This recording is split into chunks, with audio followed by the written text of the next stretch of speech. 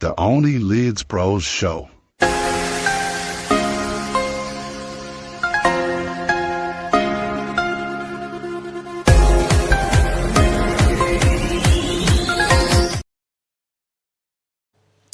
Well, hello everybody, welcome back to Only Leeds Bros. Apologies for the lateness, laptop went banging me this morning, just about to go live at 9 o'clock, all the updates.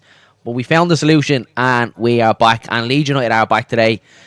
Dylan, how are you feeling about today's game against West Brom? Confident, hopeful? Nervous. I'm not too sure. I'm always nervous, regardless. Yeah, I'm going to get the same answer every weekend, but this one for me is, because it's a home game, maybe I'm starting to I'm waiting for the slip up. I just don't want it to happen. Bit harsh when I say it like that, but it's just the truth. It's the truth. It's the truth. Because I love this team so much. I love this club so much. I don't want this. Look, we're going to lose more games. Don't get me wrong, but considering the pressure that's starting to build and build and build now, obviously we get to Daniel Farke's press conference and then the injuries surrounding the club as well. So it's just a bit, there's little things thrown in there that doesn't sit well with me. But then at the same time, I'm kind of like, just be positive really and stop being a miserable git. But sure, look, we go again. Leeds are back today, as you said there. Alan Road. I hope you can join us for the watch along. It's going to be a good one. I won't be choking today. No choking on water. But yeah, no, it'll be a good one. Yeah, Darren, I would be nervous, but I am optimistic as well. I think the lads can do us a job. I just hopefully the boys. That Ellen Road though, Dylan, isn't it? Yeah. That's what I think what probably gives us that. It's the early kick-off that's throwing me off there. Yeah, I know, but it's just giving me a little bit of comfort that Ellen Road, Dylan. That's probably where I'd kind of counter that. Yeah, I know you're coming from early kickoffs with us. Never seem to do great, but I think it's like needless. Do you know what I mean? Like these half 12 kickoffs, because things like it's the fans up early, trying to get down to Ellen Road, trying to build an atmosphere. Like it's not really fair in the fans, isn't it? And I think it does kind of kill the atmosphere. It's not fair in the players either, like. It's just not right. Morning, buddy. Thanks very much for popping in. I don't think it's kind of right. Like, just leave it at 3 o'clock. Like all these kind of fixture change, but it is. Look, we've been through it so many times. It's all to kind of suit Sky Sports. Sky TV. Let's get into it. Daniel Farke's press conference, buddy. Obviously, not the best of news coming from Ethan and Purdue. Fill us in, buddy. What's happening? Yeah, you know me, lads, when we do the presser, I'm short and sharp. I don't really like to get into a lot because, to be honest, at times I do be falling asleep listening to the journalists and when Farke likes to ramble on. A bit like myself, but sure, look. Anyway, Ampadu, lads, the knee is giving him a lot of trouble. And it's not the one that he was out with originally, it's the other one. And you know how I feel about that, Darren, because I done my ACL, got surgery, thought I'd be back, skinny as ever, and then the left one went. And now here I am. A fat Oompa Loompa, but we'll move on anyway. He's going with the conservative route, Farke said, with his knee, not so much, just a lot of rehab and resting, etc. But there is a possibly down the road, maybe needing surgery, which is not good. To me, that tells me, right, they're going to go, because it's the cartilage, as you all know, if anyone's familiar with the cartilage, it's not big bad news, but it is bad news in the sense of it's a hard one to kind of recover from. They might not go with the surgery route, but they possibly will as well. No other news apart from Max Wober, obviously still out as well, still not back in team training.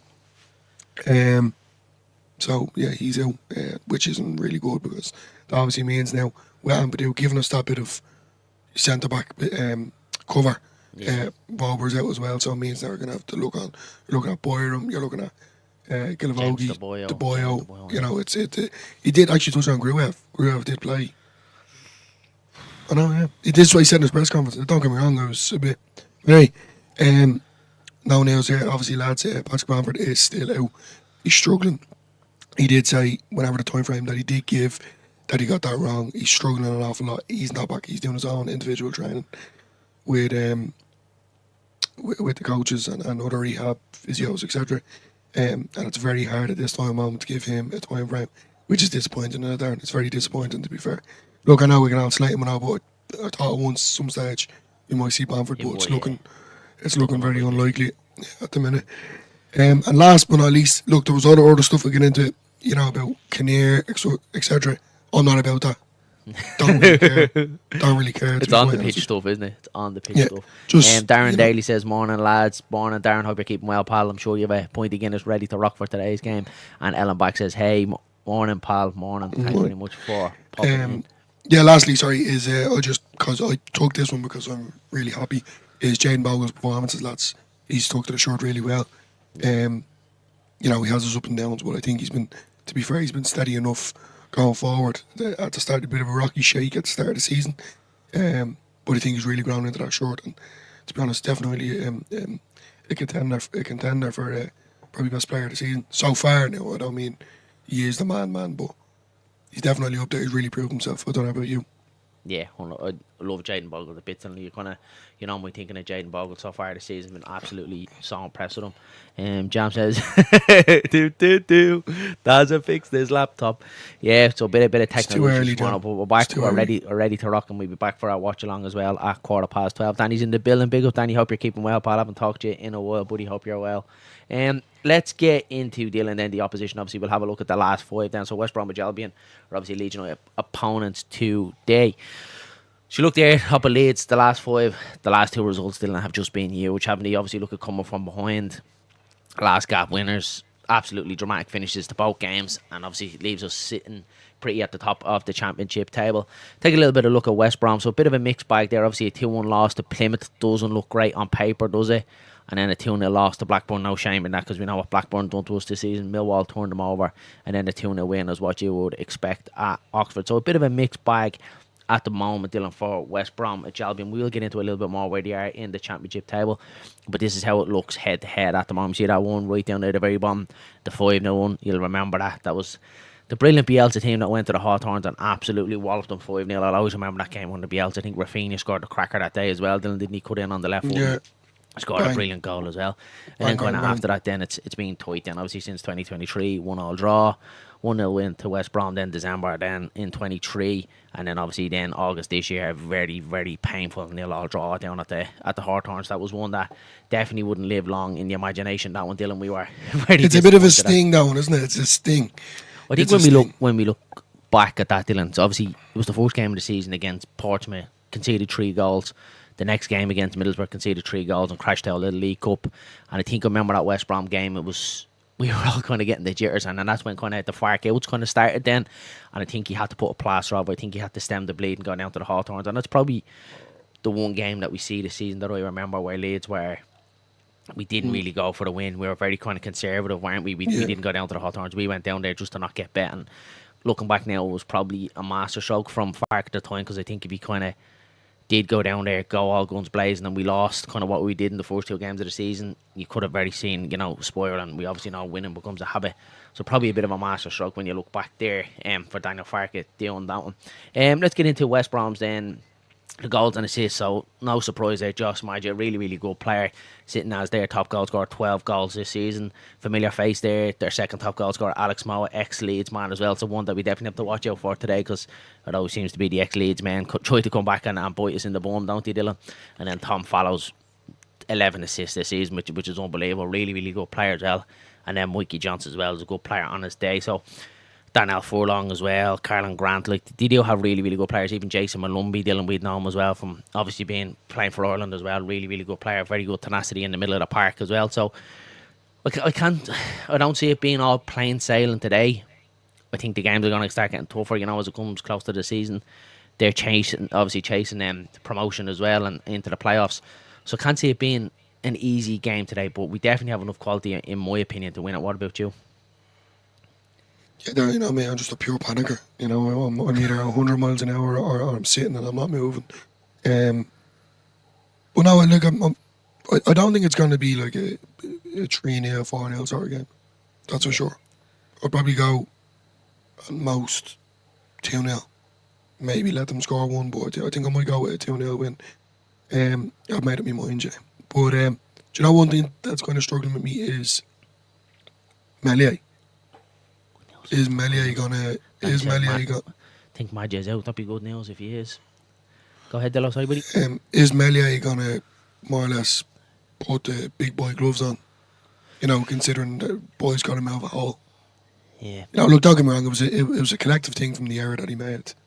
But before that, he was flapping. He's making silly errors. You know, he's onto the ref about someone. You know, just cynical, silly flapping from Melier basically. Yeah, and I just want him to be on his full best today. You know, that's why I'm looking at it. But the lads themselves, it's definitely a punch to the stomach with Ampadu being out. But like Striker out on all these boys, they're really going to have to pull the socks up, you know, and play the way that we have been playing. Someone has to take that leadership role today. Yeah. 100% agree with that. Luke B says here, if the lads keep the mentality from Sunderland and Sheffield United, it could be a rough day for West Brom. And that's probably it, Dylan. That's probably the nail on the head there from Luke, isn't it? That if we go out and we play our game and our mentality, I don't think anyone in this league can touch us, Dylan. And we keep saying it. The only team that can stop Leeds United going up this season is Leeds United, isn't it? So it's kind of just another one today, isn't it? Just chalk them off, just take them off the board, pick up the 3 points and just keep it rolling, isn't it? Keep it rolling, yeah, definitely. It's yeah, I'm go nervous. ahead, I'm nervous. I'm just nervous. I'm always nervous. I'm with what Tom said there. I think a solid 2-0 win today. I can't see it kind of. I'm going by 2-0 myself. Yeah, I think solid 2-0. We'll obviously get into it. Andrew McGowan says, lads, great show. You're doing great. Long may it continue. Love the Ian Hart interview. Thanks very much, Andrew. And if you haven't, pop over and watch that Ian Hart interview. It was really, really good and we enjoyed that one. Last game wasn't Mez's fault. He lost his footing and couldn't get a proper position. And I actually, probably the first time, I actually disagree with you a little bit. Not solely for the goal. I just think before that, Danny. Yeah, not got so much to go.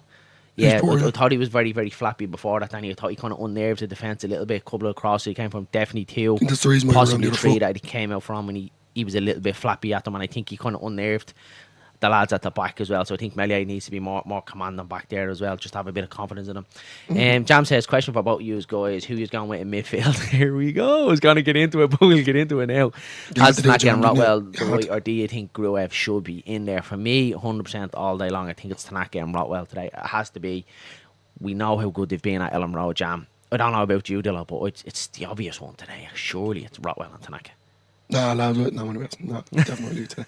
Tanaka and Rotwell. I can't even argue with you, to be fair. I think Gruev for away games, but could you say that he's been playing well? I don't think he's been a bit. The last game, anyway, he's been a bit. Well, the last one that he played was a bit. Disappointment. The one of Sheffield United, obviously, the header off the line was unbelievable. Brilliant piece of defending. Apart from that, though, he gets Melier out of a hole. But yeah, that's what I was just about to get into. I thought his kind of overall performance at Sheffield United, I don't think it was great. I thought he was a bit sloppy on it as well, and you don't really need that away from home, don't you know? Danny says, my starting 11 is Mez, Bogle, Rodon, Pascal, Fairboat, Gruev, Tanaka. I don't think so, Danny. Solomon, Aronson, DJ, Pirro. Yeah, I probably agree with everything bar Gruev. I think I'd have to go Rotwell, Danny, for me today. That'd be my only change. But you want Rotwell in. Yeah, so yeah, again, it's obviously what you want them, and what Fark does are two totally different things, Danny, isn't it?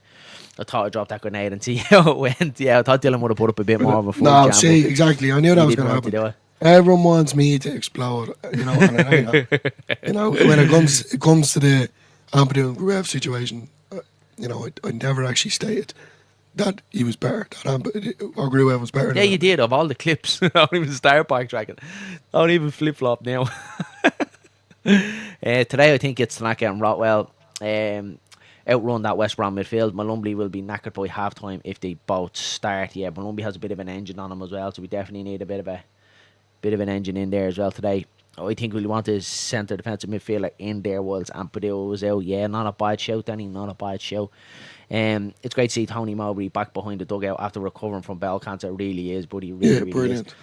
Big up to Leeds hierarchy who sent messages of support to Mowbray, offering him tickets and a boardroom pass. That's brilliant to hear, but he absolutely loved to hear that. Fair play. Loved it, yeah. Great to see him back in the dugout. I agree with Danny. Apart from Gruev, it's just because we are at home today. Exactly. I think that's my thinking as well, Jam. Dillo, let's have a look at Leeds United goals and assists so far this season. Look at my man. Look at him at the top. Look at him at the top. He's all doubt me, every single one of you. Doubt me now. Dylan, well, obviously said it last week as well, but what stands out for me there, obviously, look at he's joined top goal scorer now with Broho Science.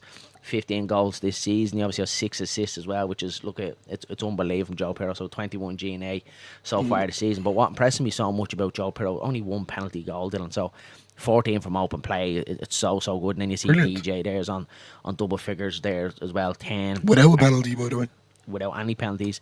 And then Dan James obviously is our top assist, obviously linked there with Junior Firpo as well. So you look there, Dylan, at that, and it's absolutely stacked. Look at Solomon is there as well, 7 goals, 7 assists. You've got Nanto, look, who hasn't been the best so far this season, but he's still lingering in the top 5. He's doing his 5 bit that he goals, needs to do. 5 assists. But then Aronson then as well, Dylan, with 8 goals as well, so not too far off 10 himself. So it's I think Aronson could have got a lot more, Darren. Yeah, don't Way disagree. more. Yeah, don't Definitely. disagree. I think he could be right up there. It's something that I've been definitely banging that drum. It's kind of just breaking my head. When he is on the edge of the box, you know, he needs to practice the shooting a bit more. Now that's a bit harsh coming from me, like, because I'm a fat Egypt. But other than that, the ball just keeps, he's blooming it over the bar. For me, I just think he needs to get his knee over it a bit more. Yeah, me too. Just times that he just snatches at them a little bit. True, mate, I get where you're coming from, but wouldn't be surprised if he does start mind. Let's have a look, Dillo, at the championship table so far then, as it stands. Obviously, Leeds United sitting pretty at the top of the championship table. 5-point cushion. That goal difference is just absolutely sick, Dylan, isn't it? Like, just ridiculous. Like, 23 better off in the goal difference, which is, you'd nearly say it's a point, probably 2 points at this stage of the season, which is unbelievable. But another win today, Dylan, it really just keeps that train going and keeps it moving, doesn't it? You look at West Brom there as well, obviously 5th in the table, only 1 point inside the playoff places. Very, very tight race for that playoff position, but they're very much a team, Dylan, that's, you know, in contention of making the playoffs as well. And as what Jam said earlier on, they're in there for a reason, aren't they? So Leeds have to be careful today. Yeah, 100%. But I think, as you said there, was a comment you used there, the Leeds train, you know, it's going. We don't want to get off, and I hope it doesn't stop. And to be honest, we get a win today. And is Sheffield United playing today? Sheffield United today, as far as I think and remember, I think it's QPR. Right. QPR Ooh, they that's a have. difficult one, to be fair. Double check it, I'm nearly sure it's QPR. That's one that's thrown me off for Leeds. Let me check it. That's one that's Yeah, really it's thrown me off for Leeds. QPR away at 3 o'clock, which Yeah. is a very tough one. So we do our bit and they lose. We're Yeah, well, going up. We're going up. Not an easy place to go down to London. We know that as well. And QPR, look, we seen We're what hitting was London last season as well. Who was that handsome Welshman in the picture? I think that was you, Jam, was it? Your boy DJ. Dylan, we obviously touched on a little bit on the team lineup today. Are you kind of very much, you like, same again, Rotwell and Tanaka, or could there be a bit of a surprise in there?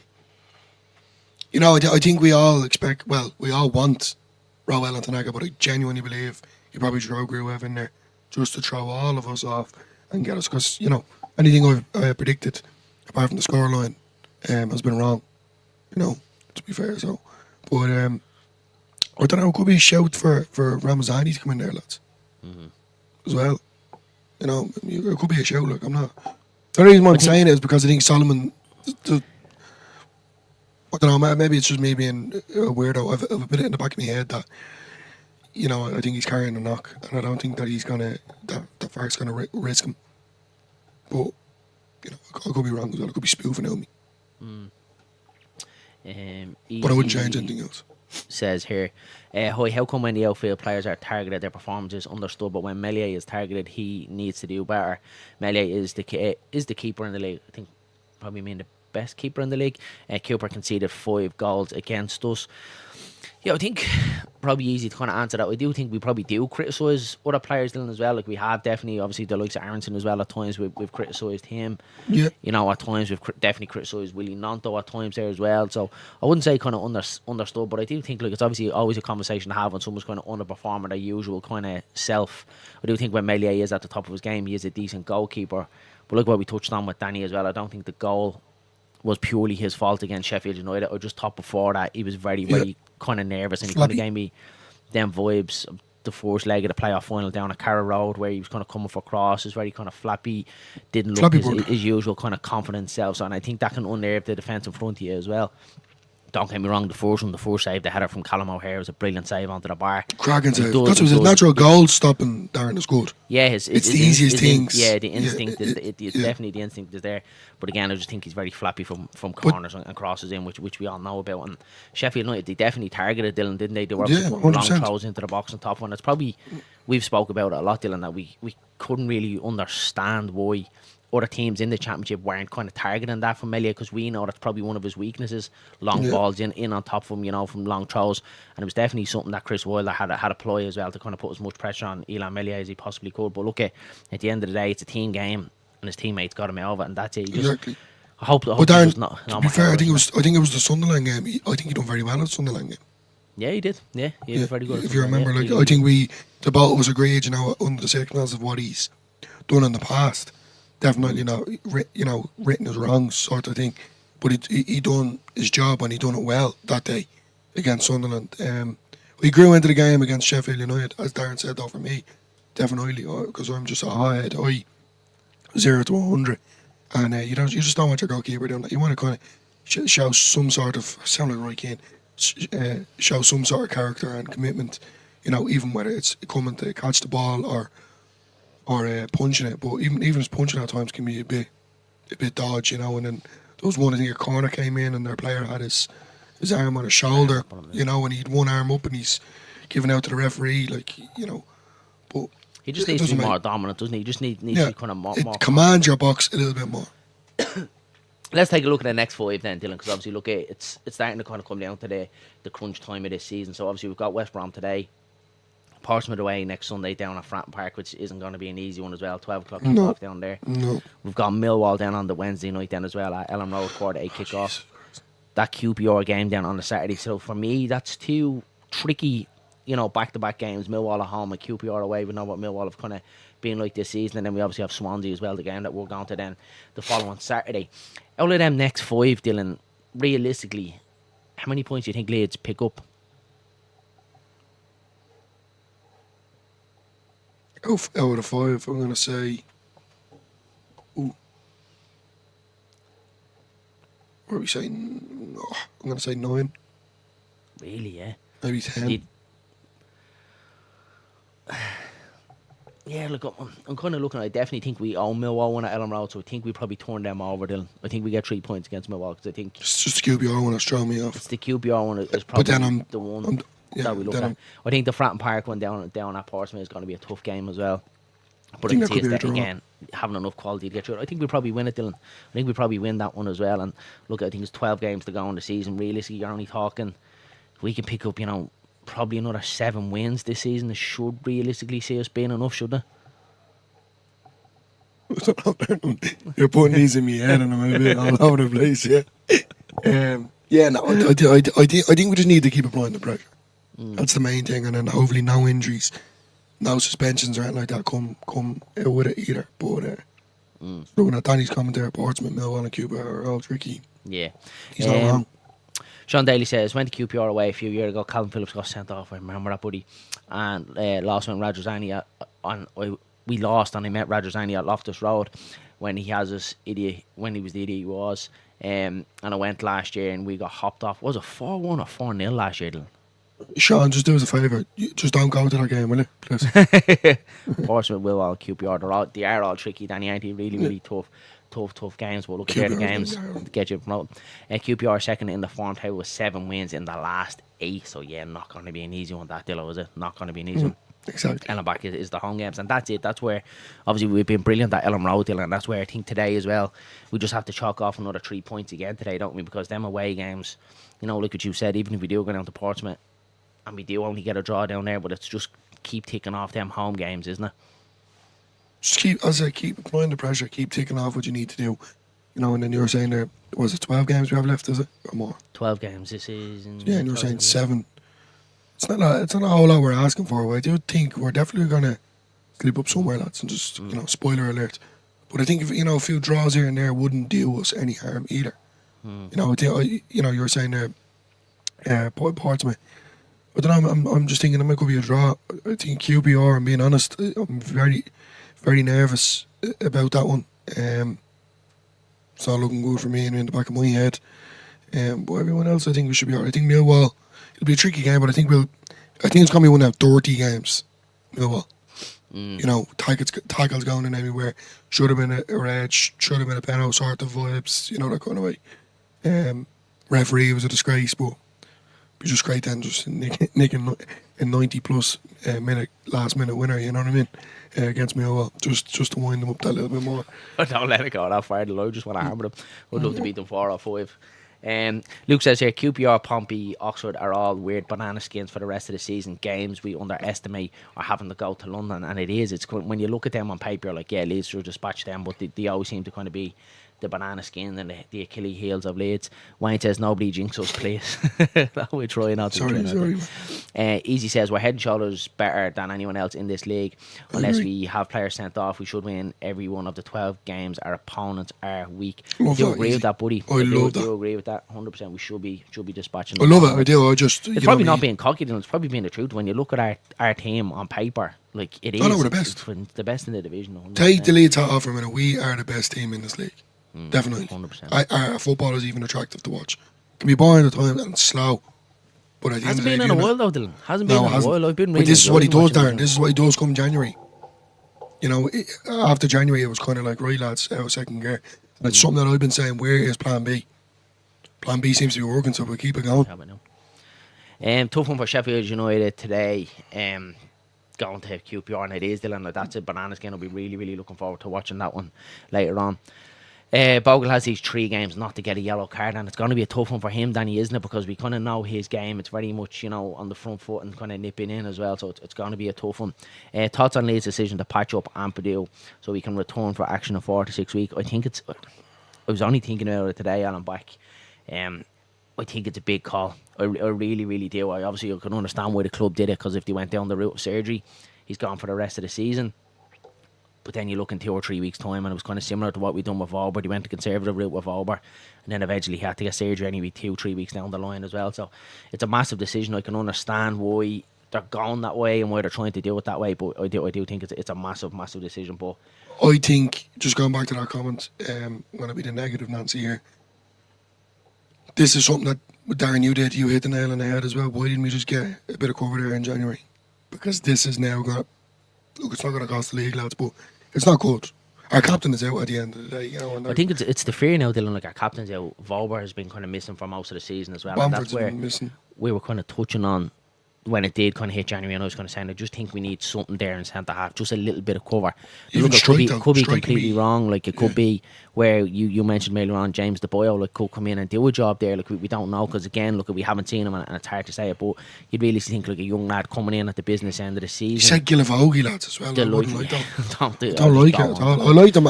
Look, I he's think a great person. he has to big him up, Dylan, down in case something does happen. Jesus Christ, touch wood, to strike our road on. We probably are going to have to start turning at the likes of Gillavogie, so you don't really want to dismiss that one yet. So I do think he's probably, you know, keeping in mind and bigging him up just in case it does come down to that eventuality. But fingers crossed, like, nothing happens to strike and road on as well, because we're really kind of snookered in that position now, aren't we? We've left ourselves light. I'd have sent him before this up, because if he goes pre-season we lose him, and yeah, that's it. Danny, you need to kind of be looking at the longer term as well. But we'll see what happens. Easier bang on me. It's just that lazy feeling in my brain. I can't shake it off after 23 years of pain, and that's it, Jam, isn't it? Like me, We're Jam. just scared. All these fans are just scared. This title is in our hands now. It's ours for the taking, 100%, Wayne. It definitely is. We're in the driving seat now, and we can't fumble it. I prefer Bogle to get a yellow, get it out of the way, so we can just get through the 2 games with Byram. Not a bad show. And then we just finish the run in with a full squad of games here. So I think it's 3 games. That's actually not a bad show, to be fair. I like that. We said the same about Rodon, though, Dylan. Do you remember? We were like, Rodon, just get his yellow now. I think it was the Bristol game. We were saying he'll miss the Bristol game. We can go down there, but he didn't. He got through it without picking up a yellow card, so it can be done. When is the international break? Hope our players can be rested, or at least some of them. It's definitely in March sometime, Wayne, isn't it? I think it's actually coming up soon enough. Let me double check for you, buddy. I'd imagine when there's a break in March, that's when it's going to be. Probably international break. Probably I'd say it's going to be that week of the 17th of March, I'd imagine, because then we don't play again then for, nearly 14 days then from Swansea. So yeah, I'd imagine it's going to be the week of the 17th of March is when the international break is going to be, buddy. When I think it's after QPR, yeah. So after the QPR game, yeah, that's a much better way of explaining it. When we need Vauber to hand out the first half oranges to the lads, he's just been missing all season, Vauber, hasn't he? Gilavogi has only go for 10 minutes of the game, yeah, but not in centre half for me, buddy, definitely not. And Swansea games, yeah, straight after then, yeah. Dillo, give us your score predictions anyway. What are you going for today? I'll go 2-0 then. Solid. Who's your scores? Do you know, I'm not 3-0. Are you? Yeah, I am. I'm Change gonna quick. I'm going to do it because you said 2-0 as well. Goal scorers, my man, Wing Hello, Joel Pirro. I'm going to go with James, and I'm going to go with Strike. Header. Corner. Scored from a corner.